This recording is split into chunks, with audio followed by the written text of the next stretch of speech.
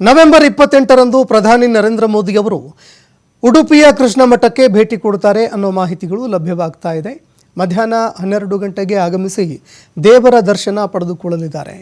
ಪ್ರಸಾದ ಸ್ವೀಕರಿಸಿದ ಬಳಿಕ ಪರ್ಯಾಯ ಪುತ್ತಿಗೆ ಶ್ರೀ ಸುಗುಣೇಂದ್ರ ತೀರ್ಥ ಶ್ರೀಪಾದರೊಂದಿಗೆ ಕೆಲವು ವಿಷಯಗಳ ಬಗ್ಗೆ ಚರ್ಚೆ ಮಾಡಲಿದ್ದಾರೆ. ಗೀತಾ ಜಯಂತಿ ಅಂಗವಾಗಿ ನಡೆಯಲಿರುವಂತಹ ಲಕ್ಷಕಂಠ ಗೀತಾ ಪಾರಾಯಣ ಬೃಹತ್ ಗೀತೋತ್ಸವ ಕಾರ್ಯಕ್ರಮದಲ್ಲಿಯೂ ಕೂಡ ಪ್ರಧಾನಿ ಮೋದಿ ಭಾಗವಹಿಸಲಿದ್ದಾರೆ. ಅಲ್ಲಿ 1 ಲಕ್ಷಕ್ಕೂ ಹೆಚ್ಚು ಜನ ಒಗ್ಗಟ್ಟಿನಿಂದ ಭಗವದ್ಗೀತೆ ಪಠಿಸಲಿದ್ದಾರೆ. ಪ್ರಧಾನಮಂತ್ರಿ ಕಚೇರಿ ಮೋದಿಯವರ ಈ ಕಾರ್ಯಕ್ರಮದಲ್ಲಿ ಭಾಗವಹಿಸುವ ವಿಚಾರಕ್ಕೆ ಸಂಬಂಧಪಟ್ಟಂತೆ ಖಚಿತ ಕೂಡ ಪಡಿಸಿದೆ.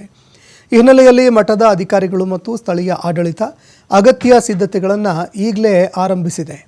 ಪುತ್ತಿಗೆ ಶ್ರೀ ಸುಗುಣೇಂದ್ರ ತೀರ್ಥ ಶ್ರೀಪಾದರ ತೃತೀಯ ಪರ್ಯಾಯ ಸಂದರ್ಭ ಗುಜರಾತ್ನ ಮುಖ್ಯಮಂತ್ರಿಯಾಗಿ ಉಡುಪಿಗೆ ಆಗಮಿಸಿದ್ರು ನರೇಂದ್ರ ಮೋದಿ.